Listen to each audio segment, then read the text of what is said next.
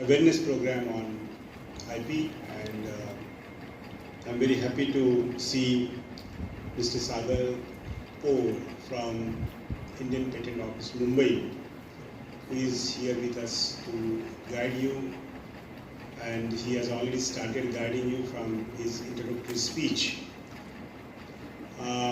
We have Dr. Sadre, who has been looking up to this IPR activity of Shivaji University since many years, and we also have Professor Goe, Professor Sonone, Professor Bhaskar, Professor Sau, Professor P.D. Patil.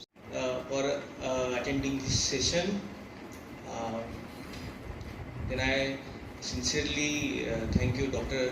Shirke sir, for allowing us to conduct the IPR awareness sessions under different colleges at affiliated under Shivaji University.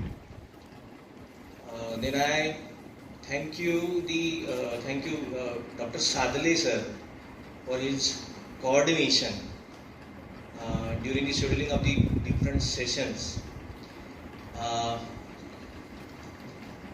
Actually आपण माणूस हा creative माणूस आहे. When you think काहीतरी आपण विचार केला तर ऑटोमॅटिक आपल्या डोक्यात येतात भरपूर गोष्टी. That is a gift of God.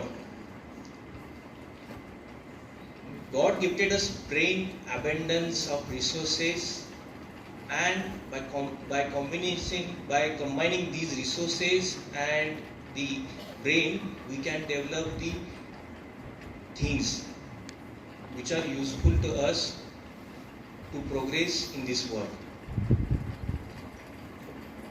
So if you develop something, जर तुम्ही काही पेटंट करण्यालायक काही गोष्टी बनवली असेल तर त्याला रिकॉग्निशन मिळणं महत्त्वाचं आहे.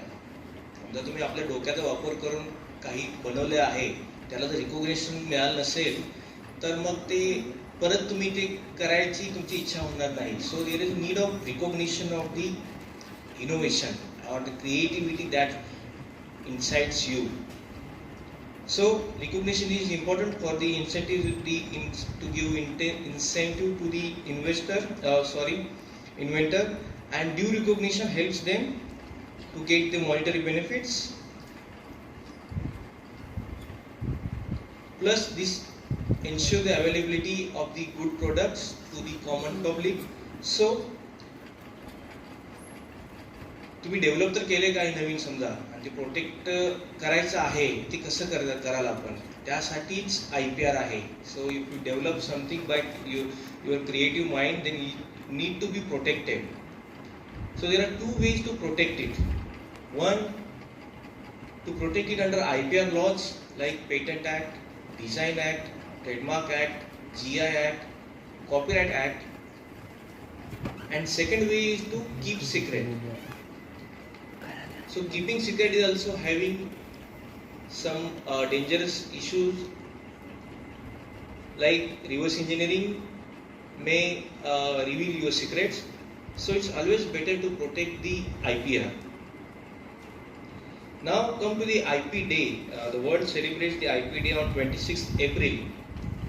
This year the WIPO World Intellectual Property Office is celebrating IP Day under theme of IP and youth, innovating for better future.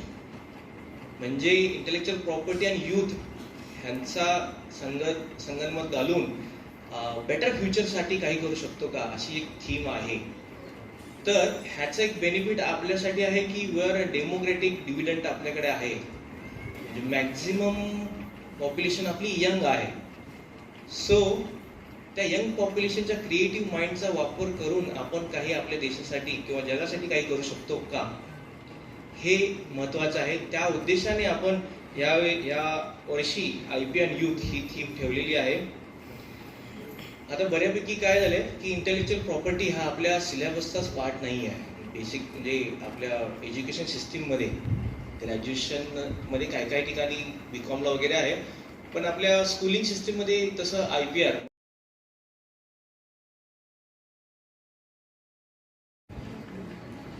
MHADA CIDCO वगैरे असेल तर त्यांच्या कॉर्पोरेशनच्या ऑफिसमध्ये. सो प्रॉपर्टी आपल्याला नावावर करायची असेल तर आपल्याला पहिल्यांदा रजिस्ट्रेशन करावं लागतं. ओके, बट रजिस्ट्रेशन केल्यानंतर तुम्हाला काय म्हणजे कशाला एलिजिबल होता, तुम्ही काही राईट्ससाठी एलिजिबल होता. You get the rights like rent, mortgage, sale. म्हणजे भाड्यानं देण्याचं तुम्हाला कॅपॅसिटी येते, म्हणजे पॉवर येते. कारण तुम्ही रजिस्ट्रेशन केलं, you are the owner, so you can rent it out. Okay, you can sell it out also. These are the some civil rights you get. काही दुसरे असे पण राईट्स येतात related to the criminal law, like no trespass. म्हणजे तुमच्या permission शिवाय तुमच्या घरी कोणी एंट्री करू शकत नाही. बट अँड लेबर ह्या तिन्हींचं ज्या वेळेला वापर होऊन जी प्रॉपर्टी बनते, that is the intellectual property. म्हणजे डोक्यानं बनलेली प्रॉपर्टी. बरं, ह्याच्यामध्ये पण रजिस्ट्रेशन करावं लागतं. जसं पेटंटचं पेटंट ऑफिसमध्ये, ट्रेडमार्क, GI त्यांच्या पण रजिस्ट्री आहेत, कॉपीराईट रजिस्ट्री पण आहे. So you will also get the rights. There are rights associated with IPR also, like licensing and assignment. जसं तुम्ही बनवू शकत नाही, so you exclude others. So what to do excluding? Utilize that. म्हणजे monopoly घेऊन गप बसायचं नाही आहे. तुम्हाला त्याचं युटिलायझेशन करायचं आहे, कमर्शियलायझेशन करायचं आहे आणि अर्न करायचं आहे. हे सगळे पैसे मिळवायचे प्रकार आहेत IPR. ओके, नुसतं प्रोटेक्ट करून गप बसायचं नाही, you have to earn. So first need to protect it, then it after protection you get the exclusive rights and you have to utilize to earn. Next आता ओके नाव अर्न म्हणजे कमवायचं कसं. हे pin दिसतं, simple invention आहे. Simple म्हणजे cost, हे manufacture करण्यासाठी एवढी कॉस्ट लागणार नाही आहे, कॅपिटल इंटेन्सिव्ह नाही आहे. तर तुम्ही स्वतः मॅन्युफॅक्चर करू शकता, स्वतः विकू शकता आणि कमवू शकता. सॅटेलाइट असं काहीतरी जर डिफिकल्ट असेल that needs collaboration with other entities or need capital, then you can have a licensing arrangement or assignment. हे बघितलं कधी काय मॅकडॉनल्ड काय करतं, त्याने आपलं ट्रेडमार्क प्रोटेक्ट केलेलं आहे आणि ते combined with their franchise model and they open the branches and without their permission no one can use their logo. बरं, आपल्या ह्या वेस्टर्न महाराष्ट्रात रिसेंटली फ्रँचायझी एक जोरदार चालू आहे. कोणी सांगू शकतो? सीटवर बसून सांगा चालतंय. आपल्या वेस्टर्न महाराष्ट्र फ्रँचायझी मॉडेल कोणी सांगू शकेल? हे बघितलंय? दत्ता बिल okay, so they are protected their logo and they are utilizing it. No one can duplicate it without their permission. हे काही बघितलंय? Mickey Mouse, it is a creation of the Disney. So what they do, they use the merchandise model and they print the shape of the Mickey Mouse on stationery, toys, T-shirt, म्हणजे वेगवेगळ्या गोष्टीवरती print out करतात आणि हे Mickey माऊसचं poster त्यांच्या permission शिवाय कोणी वापरू शकत नाही. सो मल्टिपल कॉम्पोनंट्स आहेत, ट्रेडमार्क्स आहे, पेटंट आहे, डिझाईन आहे. So it includes the intellectual property. बरं, आता सरांनी पण मगाशी जे पिन पॉईंट केलं की तुम्ही पेटंट एक तर कमी लोक घेतात, जे घेतात त्यापैकी कमर्शियलाइज खूप कमी लोक करतात. कारण त्याचं एक मेन कारण आहे, आपण कॉमन पर्सन काय विचार करतो, एक अकॅडमिक्स म्हणजे पेटंट घेतला तर आता PhD ला असेल तर एखादं पेटंट फाईल केलं किंवा पेटंट मिळालं तर थोडं लोकल प्रोसेस PhDचं काम होतं. आणि समजा MTech मास्टर डिग्रीला पण असेल तर तुमचं स्वतःचं जे पब्लिश झालेलं डॉक्युमेंट आहे that is treated as a citation आणि त्याच्यामुळे तुम्हाला पेटंट भेटणार नाही. कारण आम्ही काय सर्च करतो, ज्या दिवशी पेटंट ॲप्लिकेशन फाईल केले त्या दिवसाच्या अगोदर before that date whether the content that is have been claim whether published or not. तर मग काय होतं, तुम्ही जर अगोदर पब्लिश केला असेल तर तुमचं स्वतःचं डॉक्युमेंट त्या क्रायटेरियामध्ये येतं आणि तुम्हाला पेटंट भेटत नाही. सो फर्स्ट प्रोटेक्ट, म्हणजे पहिला पेटंट ॲप्लिकेशन सबमिट करा, then publish. Now these rights are territorial nature. ह्याचा अर्थ असा आहे की पेटंट, वर्ल्ड पेटंट असं काही नाही आहे. म्हणजे समजा तुम्ही पेटंट ॲप्लिकेशन इंडियामध्ये फाईल केलं तर तुम्हाला जगात तुमचं कोणी कॉपी करू शकणार नाही असं लोकांना वाटते, पण तसं नाही आहे. हे कंट्री स्पेसिफिक आहे. म्हणजे समजा तुम्ही इंडिया आणि चायनामध्ये दोन्हीच ठिकाणी ॲप्लिकेशन सबमिट केलं आहे आणि तुम्हाला त्याचं ग्रांट भेटलं आहे, तर तुमचं इन्व्हेन्शन फक्त ह्या दोनच कंट्रीमध्ये प्रोटेक्टेड आहे. US वाला कोणी पण ते वापरू शकतो किंवा मॅन्युफॅक्चर करू शकतो, किंवा त्याचं उलटं पण. म्हणजे समजा तुम्ही US मध्येच फक्त ॲप्लिकेशन केलं आहे आणि US मध्ये तुम्हाला ग्रांट भेटलेला आहे, तुम्ही इंडियामध्ये ॲप्लिकेशन फाईल केलंच नाही त्याचं, तर US मध्ये तुमचं इन्व्हेन्शन प्रोटेक्टेड आहे, पण इंडियात नाही. इंडियात anyone can manufacture, anyone can sell. So it's territorial in nature. So depend on your business area, you have to choose the country and you have to file the patent application or patent design or other applications, IPR applications in that country. So there is nothing like world patent. Then registration is done by sovereign authority. Simple. इंडियामध्ये government of इंडियाचं certificate तुम्हाला भेटतं. Patent, design, trademark, copyright काय तर तुम्ही registration केलं असेल तर. एनी प्रायव्हेट एंटिटी कोणी पण तुम्हाला असं एक सर्टिफिकेट देईल. म्हणजे असं 1-2 ठिकाणी आम्हाला लक्षात आलं आहे म्हणून मी हा पॉईंट टाकला आहे. No one private entity can issue the patents, design, registrations. So be careful की गव्हर्नमेंटचंच असायला पाहिजे आणि गव्हर्नमेंटच्या वेबसाईटवरती ते तुम्हाला व्हेरीफाय करता यायला पाहिजे. Then these rights are for limited period of time. ह्याचा अर्थ असा की तुम्ही जर पेटंट जर तुम्हाला मिळालं तर ते फक्त 20 वर्षासाठी असतं. म्हणजे समजा तुम्ही आज पेटंट ॲप्लिकेशन फाईल केला तर तुम्हाला मोनोपोली राईट्स म्हणजे एक्सक्लुझिव्ह राईट्स फक्त 20 इयर्ससाठी भेटतात. त्याच्यानंतर it will be open to the public. म्हणजे anyone can manufacture, anyone can sell. त्याचं बेस्ट एक्झाम्पल आहे जेनेरिक ड्रग. जेनेरिक ड्रगचं पेटंट जोपर्यंत असतं तोपर्यंत ते ड्रग महाग असतं. ज्यावेळेला पेटंट एक्सपायर होतं then anyone can manufacture, so ते स्वस्त होतं. So these are intellectual properties for the limited period of time. Then there is no automatic relief. एक लोकांच्यामध्ये मिसकन्सेप्शन आहे की पेटंट ऑफिसनं मला पेटंट दिले तर माझं कोण चोरी करते किंवा माझं कोणी चोरून विकते इन टेक्नॉलॉजी ते पेटंट ऑफिसनं बघावं आणि त्यांनी केस करावं. असं नाही आहे. तुमच्या घरी जर चोर घुसला किंवा चोरी घरी तुमच्या झाली तर तुम्ही पोलीस स्टेशनला कंप्लेंट करता. तुमचा भाडेकरू घराच्या बाहेर नाही आला तर तुम्ही सिव्हिल कोर्टला जाता. तसंच ह्यामध्ये पण तसंच आहे. There is no automatic relief. If someone is infringing your rights or manufacturing the pirated goods, then you have to approach the police station in case of trademark and copyright, and in case of patents you have to approach the court above the district court. So there is no automatic relief. Then renewal fees need to be paid. Patent साठी per year renewal fees असते तर तुम्हाला ती renewal fees पे करावी लागेल. नाही पे केली तर ते पेटंट लॅप्स होतं. सो मेक शुअर तुम्ही रिन्युअल फीज पे करता. देन लास्ट पॉईंट, एक थोडंसं मिसकन्सेप्शन लोकांनी मार्केट म्हणण्यापेक्षा म्हणजे थोडंसं कॉलेजेसमध्ये वगैरे हे फैलावलं आहे की पेटंट एजंट शिवाय आपण पेटंट फाईल करू शकत नाही, असं एक मिसकन्सेप्शन आहे. पण तसं नाही आहे. तुम्ही स्वतः पेटंट ॲप्लिकेशन ड्राफ्ट करून स्वतः आपल्या सहीने सबमिट करू शकता. पेटंट एजंटची किंवा ट्रेडमार्क एजंटची, कॉपीराईट एजंटची सही पाहिजे असं कुठेच नाही आहे.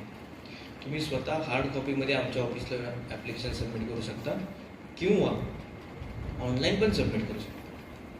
फक्त इश्यू असा आहे की थोडं टेक्निकल डॉक्युमेंट असतं. मग टेक्निकल डॉक्युमेंट तुम्हाला वाटते की आपण एवढं टेक्निकली ड्राफ्ट करू शकत नाही, then you can take a help of patent agents for drafting and for procession. पण असं नाही आहे की तुम्ही स्वतः करू शकत नाही. तुम्ही स्वतः ॲप्लिकेशन करू शकता. So there is compulsion of patent agent signature is not required. Okay, आता हे बेसिक IPR बद्दल आपण बघितलं. आता आपण थोडंसं पेटंटच्या बाबतीत बघू. पेटंट डिझाईन एक थोडं डिटेलमध्ये बघू. Come to patents. पेटंट्स काय आहे? आपण हे बरे पॉईंट बऱ्यापैकी कव्हर केलेतच. पेटंट कोण देतं? गव्हर्नमेंट.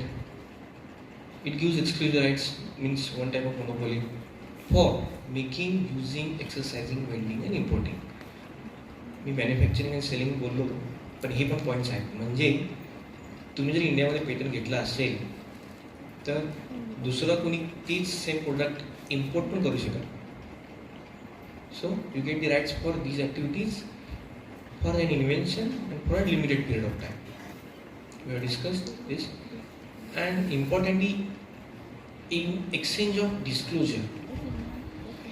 लोकांचं कसं असतं म्हणजे मिसकन्सेप्शन हे अवेअरनेस नसल्यामुळं की लोक काय म्हणतात मी पेटंट ॲप्लिकेशन फाईल करणार पण माझं मेन इन्व्हेन्शन त्यात डिस्क्लोज करणार नाही, सिक्रेट ठेवणार मी इन्व्हेन्शन आणि वरच्यावर माहिती देणार आणि मी पेटंट घेणार. हे तसं पेटंट भेटत नाही. You have to disclose your invention in detail. What is your invention, how it works, which type of material that you have used inside the your product आणि त्याचे टोटल सगळे डिटेल्स तुम्हाला द्यावे लागतील. ही कन्सेप्ट अशी आहे की गिव्ह अँड टेक. तुम मुझे खून दो हम तुम्हें आजाद देंगे, तसं काय प्रकार.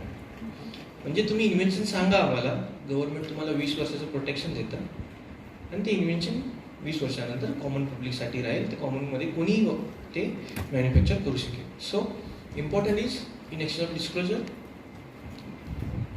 and it is exclusive rights and qualified rights. Okay, then आपण थोडंसं डेफिनेशन बघू, डिटेलमध्ये जात नाही याच्यामध्ये, फक्त काही सिलेक्टेड पॉईंट्स मी हायलाईट करेन. एक, तुम्ही पेटंट प्रोडक्टसाठी पण घेऊ शकता, प्रोसेससाठी पण घेऊ शकता. ते नॉवेल पाहिजे, इन्व्हेंटिव्ह पाहिजे आणि इंडस्ट्रियल ॲप्लिकेबल पाहिजे. ह्याच्या डेफिनेशन खूप डिटेलमध्ये आहेत. मी एवढ्या खोलात जात नाही कारण it might be it is one of initial sessions आहे बऱ्यापैकी सगळ्यांना.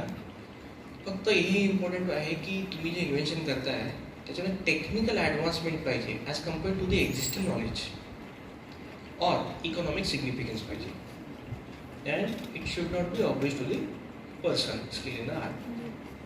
म्हणजे नवीन पाहिजे आणि लई ऑब्वियस नको, सिम्पल साध्या भाषेमध्ये सांगायचं म्हटलं तर. ओके, आता आपण काही एक्झाम्पल्स बघू. टेक्निकल थोडंसं जास्त झालं आहे आता. हे कधी बघितलं तुम्ही? बरं, ह्याचा वापर इफेक्टिव्हनेस सिग्निफिकन्स आहे ना जास्त? लहान मुलांना अंघोळ घालताना डोळ्यामध्ये पाणी घालतात. सो काही रॉकेट सायन्स केलं नाही आहे, पण टेक्निकल ॲडव्हान्समेंट आहे. हे अजून आपल्याकडे आलंच नाही आहे. हे ह्याच्या आसपास काहीतरी येते आता. ड्रोन तर आपण बघितले पाहिजे. तरी जस्ट फक्त इन्व्हेन्शन काय असो ते असतं, म्हणजे काय काय प्रोडक्ट असू शकतात त्यासाठी काही स्लाइड्स आहेत. होल्डिंग हँगर्स, ट्रॅव्हलिंगमध्ये स्पेस तुमच्या बॅगेमध्ये कमी ऑक्युपाय करतील. सो हँगर्सच आहे, फक्त त्याला थोडं मॉडिफिकेशन केलेलं आहे. Wood with lighting, cap with illumination, mannequin. वेगवेगळ्या साईजचे कपडे तुम्ही एकाच मॅनेक्विनवरती लावू शकता, adjustable size. Purse with fan. So हे काही एक्झाम्पल्स आहेत जस्ट टू हॅव ग्लान्स की पेटंट काय असू शकतं. आपल्याकडे एक व्हिडिओ पण आहे. सर आवाज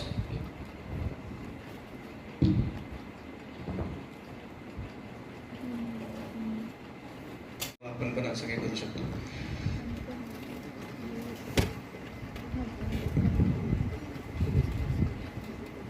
हा सिग्नल आहे, डिजिटल सिग्नल आहे की जेणेकरून करेल किती वेळ अजून बाकी आहे रेड सिग्नल येण्यासाठी. हे mirror plus press table dual use करू शकता, इस्त्री करण्यासाठी पण आणि ॲज अ मिरर म्हणून पण. ओके, रोटेटेबल टेबल आहे, एकदा वापरून झालं हँडल फिरवायचं, नवीन बाजू येईल आणि खाली क्लीनर पण असतं. वेगवेगळे इव्हेंट्स आहेत ते मार्क केलेले आहेत. Just you have to mark it. Happy anniversary, happy birthday.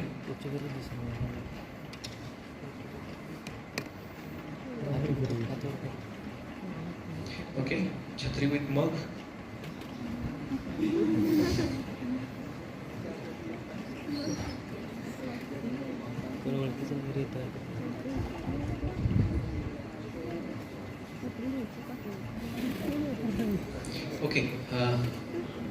प्रत्येकाला हा इश्यू येत असेल डेली बऱ्यापैकी पेस्ट संपताना, तर ते नुसतं फिरवत जायचं, ॲटोमॅटिक स्क्विझिंग होईल.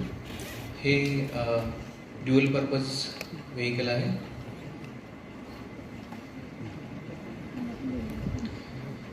फॉगी मिरर, गरम पाण्याने आंघोळ केल्यानंतर मिरर फॉगी होतात, त्यासाठी हे इन्स्ट्रुमेंट आहे.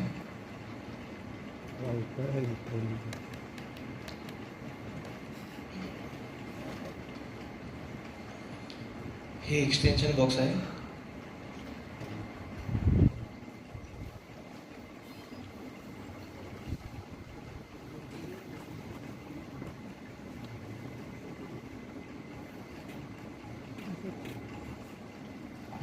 एक्सटेन्शन बॉक्स मला